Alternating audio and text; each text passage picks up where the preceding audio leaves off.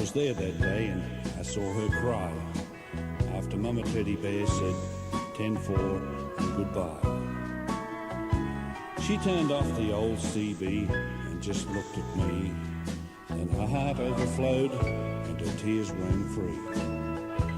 And the gratitude shone in her face like the sun for all the things those big tough truckers had done.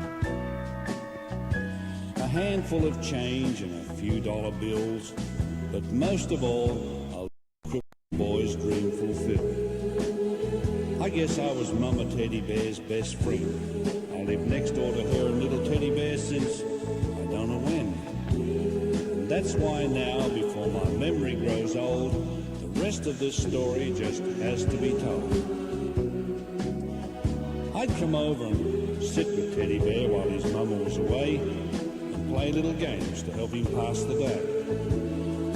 In the afternoons, he'd wheel that chair over by the radio and he'd go on the air. And one by one, he'd break 'em all. I never knew a trucker not to answer his call. He'd just grin and ask me not to tell his mum, but I was pretty sure she knew what was going on. But time has a way of taking its toll, and much too fast, Mama Teddy Bear was growing old. I watched as the silver touched her hair, and her one aim in life was Teddy Bear. Then I saw another change take place. Little Teddy Bear was slowly losing the race.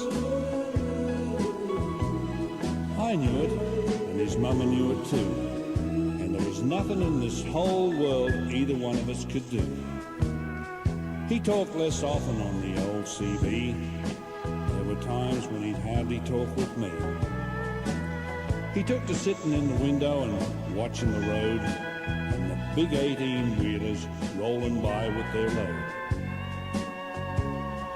Finally, he was too weak to get out of bed, and one day he looked at me and said, "Would you turn on the radio and go on the air and tell all my trucker friends what's happened to Teddy Bear?"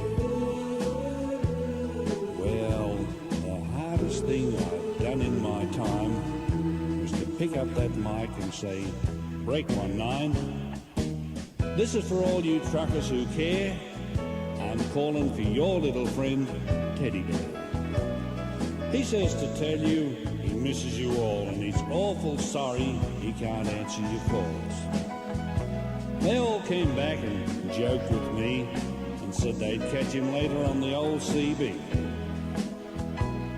They never did catch Teddy Bear again, because late one night the angel came. And the last thing he said before he died was, "Tell all my trucker friends how I enjoyed the rides."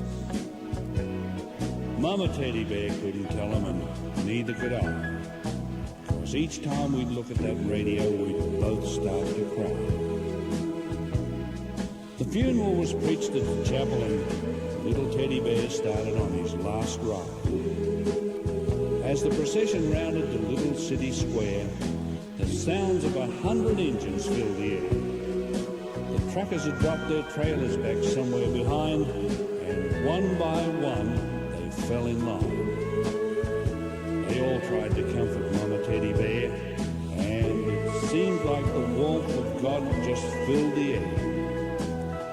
Slowly they formed a circle round the little grave, and a lot of big men cried that day as they paid their last respects on Teddy Bear's last ride.